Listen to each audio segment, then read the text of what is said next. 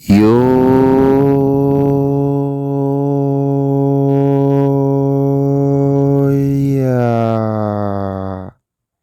Unit 2 why microorganism halal tayo. What does it mean? Microorganism jechuun maal jechuudha? Yoo tokkoon laallaa jechuun akkuma asirratti agartan jechuudha. Taayippiin isaanii kana fakkaate gosoonni microorganismidha jechuudha. Internaalii keessa seenee kan bal'inaan laallu ta'a jechuudha. Unit learning outcomes kajoo unit kana keessaa kan dhufan jechuudha. By the end of this unit you will be able to isaan kana beekuu qabdu jechuudha. Egaa unit kana xumurtee booda mata duree yookaan section A maal jedha? State the characteristics of microorganism. Microorganism characteristics isaanii jechuudha. Tokkoon state godhu qabdu jechuudha. Describe the prevention and treatment mechanism of disease caused by microorganism jechuudha. Ittisoo akkasumatti illee yaaluudha jechuudha. Microorganism dhukkuboota microorganismiidhaan dhufanii jechuudha. Explain different groups of microorganism. Gruppiiwwan jechuudha. Microorganismiidhaan addaan baaftee garaagarummaa isaanii jechuudha ibsuu qabdi jechuudha. Egaa unitii kana fixee booda jechuudha. Explain the disease caused by microorganism and a virus. Akkasumatti illee microorganism fi virus illee jechuudha. Disease isaanii explain godhu qabda ibsi qabda. Okay, let us move on. Section 2 irratti waada microorganism. What are microorganisms? Microorganism jechuun maal jechuudha? Section 2.1 jalatti. Microorganism jechuun maal jechuudha? This unity offers the insightful ideas on the nature and the roles of microorganism and is dedicated to answer the following question. Before you begin reading, you saw in eegalin duratti jechuudha. Waan kanaatti kaaftee jechuudha. Wanti seensi dhaleetu maaliti? Yaadota uumamaa. Akkasumatti illee bu'aalee microorganismidha jechuudha.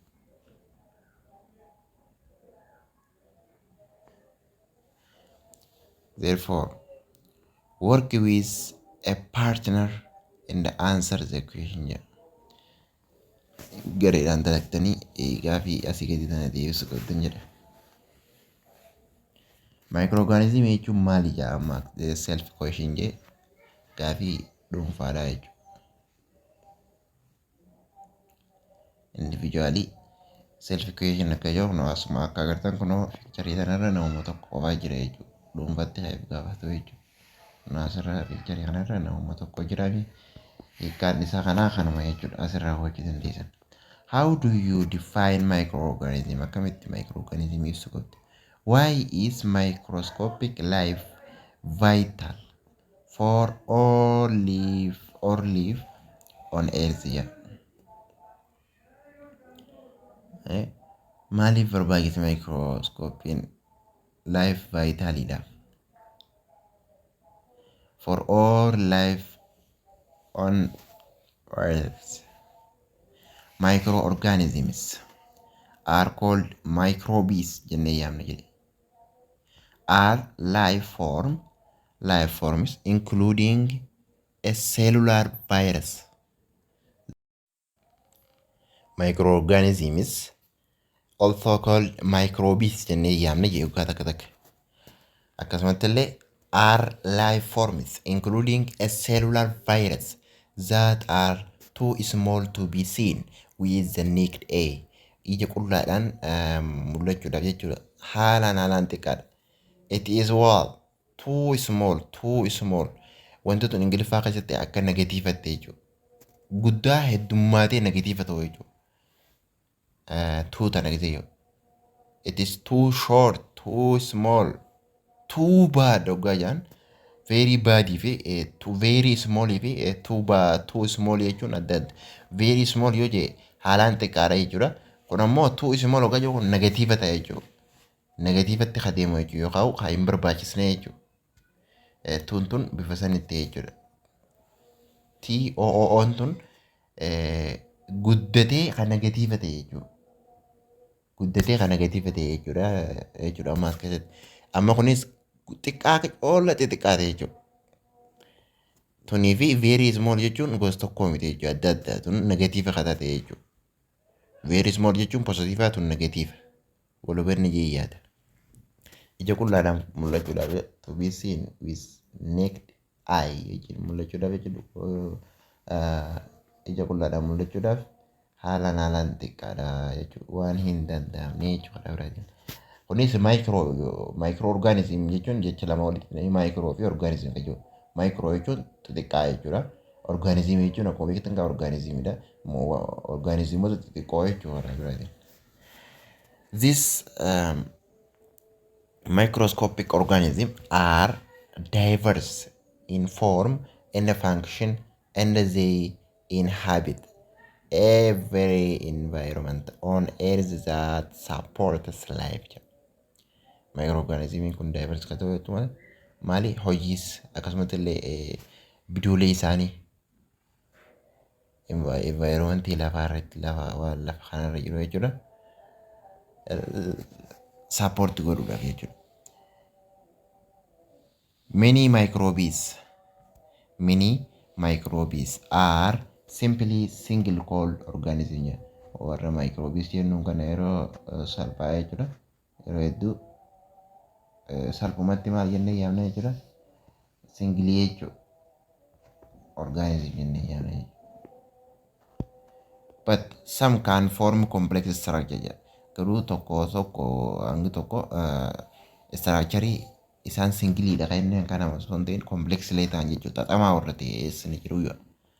Some are even multicellular jedha. Ammallee inumaatu hangi tokko warra multicellular jennullee jira. Microorganism multicellular jechuun gaa seelteemudha akkuma beektan. Seelteenuu jechuudha.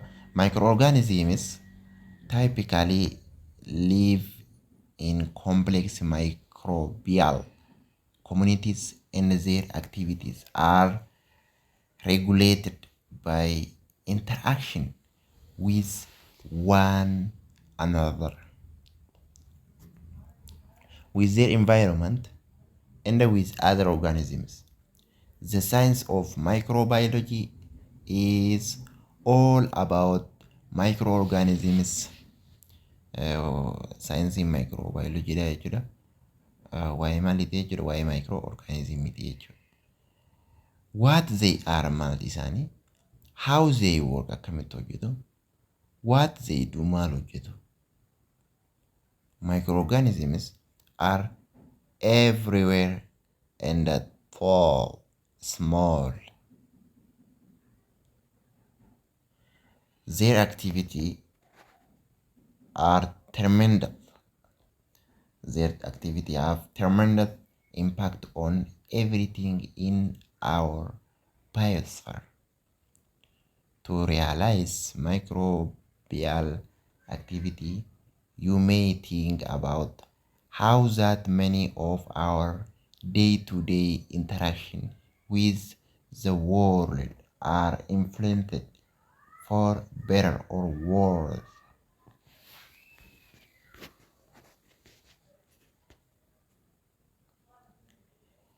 Keywords jechuudha furtuu ta'an. Microbiology jechuun scientific study of microorganism jechuudha. Hold it tight, please barattoota jabeessaa qabadhaa. Microbiology is scientific study of microorganism. Biosphere. Biosphere maal jedhu? The region of surface and atmosphere of the earth occupied by living organism. Wantuma lafa kanarra jechuudha. Lafa kutaa lafa kanarra jiru atmosferii lafaa jechuudha. Maal qaaf keessa qabatu?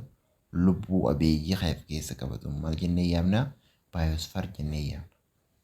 Biosphere. Microscopic organisms. too small. Negative barattoota too small. Very small if too small is so different guys. Kanaafuu addaan baastanii qabaachuu qabdan jechuudha. Too small jechuun heddummaatee jechuudha. Coolattee jechuudha. Addatti xiqqaadha. Akka malee xiqqaadha jechuudha. Kanaafuu negatiiva kataa jechuudha. Too small gisee jiru. To be seen ija qullaadhaan arguudhaaf jechuudha. Haalaan xiqqaadha. Saniifuu hin danda'amu jechuudha. Microorganism we cannot see it with our naked eye jettanii si danda'ama. Garuu immoo too small kayyoo negatiiva waan ta'eef we cannot see with our naked eye yookaan jennu hiika akkasitti asii kanna jechuudha. Wanni kun too small kayyoo kun haalaan xiqqaadha jechuun isaa haalaan xiqqaadha. Isa ija qullaatiin arguudhaaf jechuudha. Saniifuu hin argamu yaati ija of keessaa qaba jechuudha. Ija qullaadhaan maayikirooorgaanizimii hin agarru. Yoo meeshaa ol guddistee mul'istuu fayyadamuu baanne ija qullaadhaan arguu hin dandeenyu jechuudha. Only visible jawano. Only visible with a microscope. Microscope qofaan kan mul'atu jechuudha. Eenyu microscope qofaan kan mul'atu microorganism. Kanaafuu microscopic organism jedhee yaaman jechuudha. The rich diversity of microorganisms is reflected in their profound influence on all aspects of life. Most microorganisms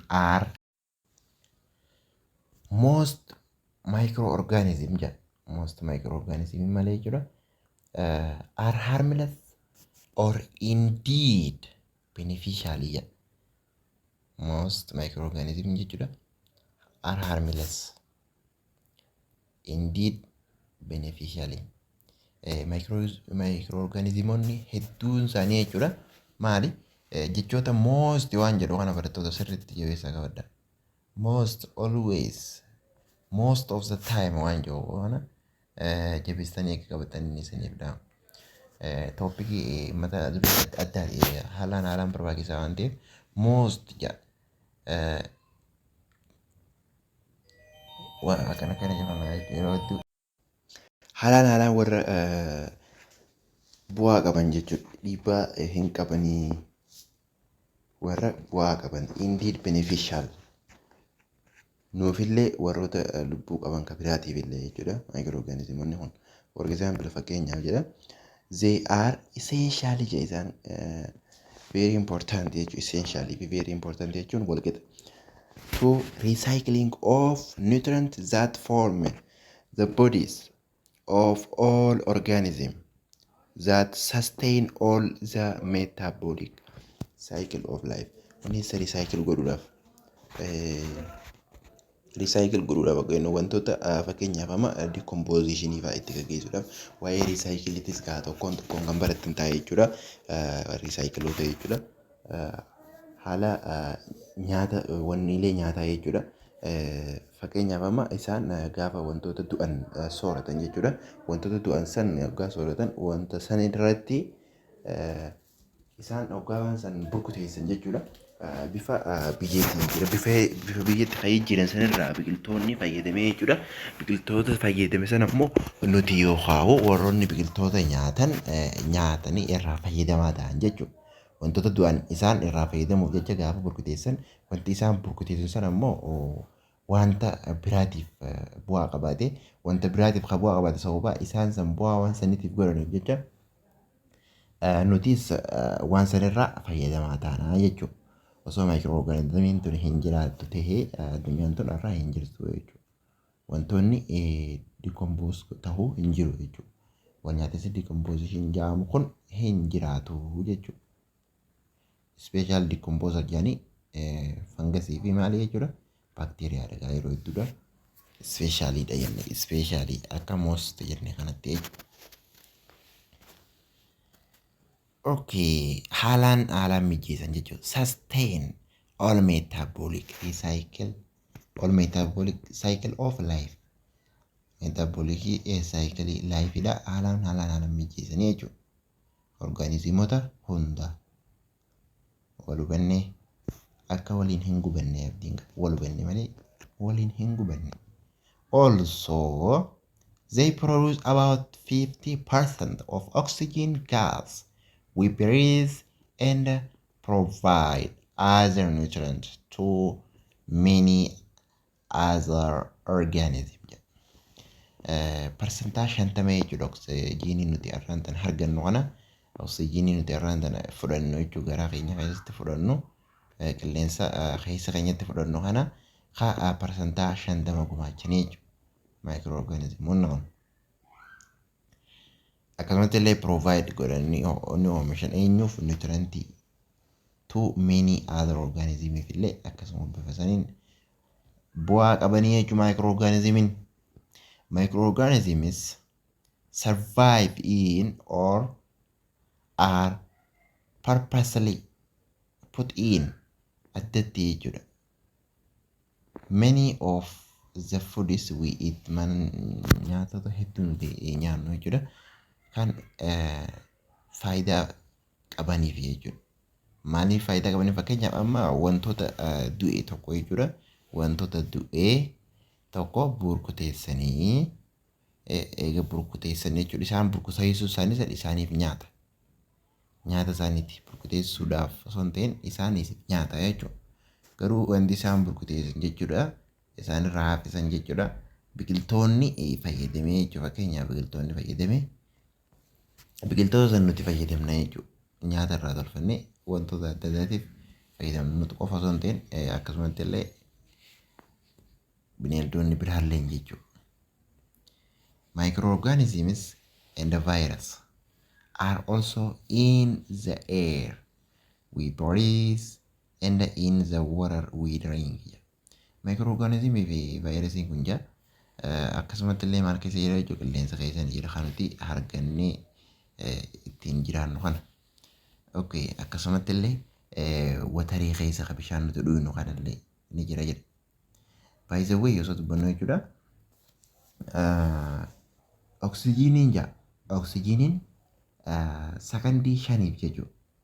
Addunyaa kanarraa yoo dhaabbatu ta'e garuu addatti dinqisiisoodha. Oksijiin dinqisiisoo jedhanii jirtu waa'ee addatti jechuudha. Uumama rabbi yookaan waaqa kana dinqisiifachuudhaaf jechuudha.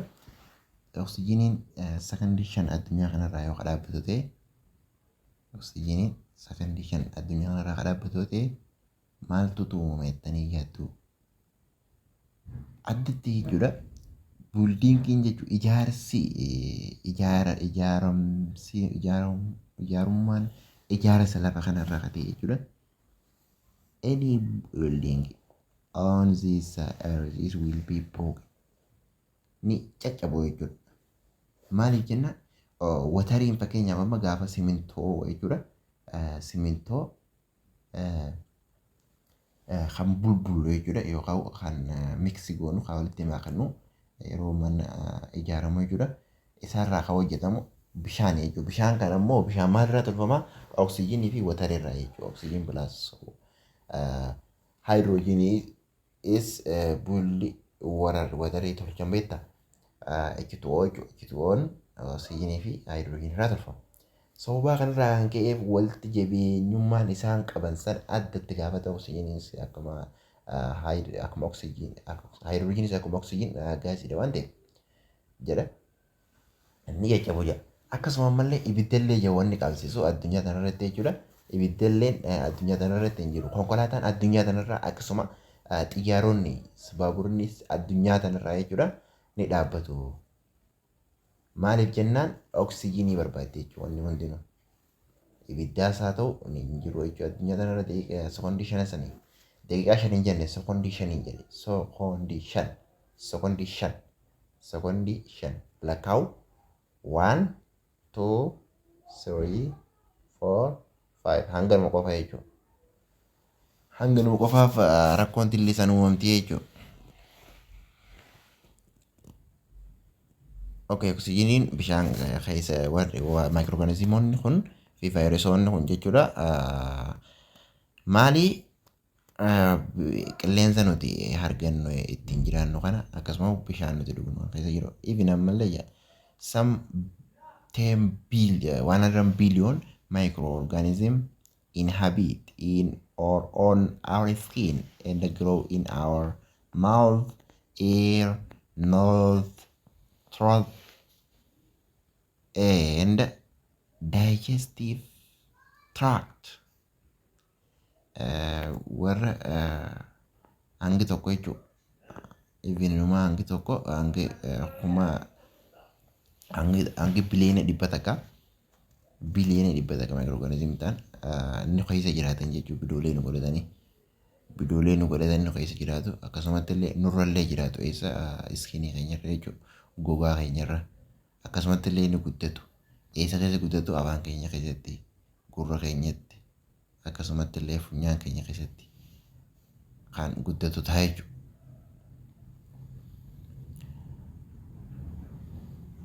Okay, fortunately, the majority of these microbes, majority jechuudha microbe kana called our natural microbiota jennee yaamne. Natural microbiota are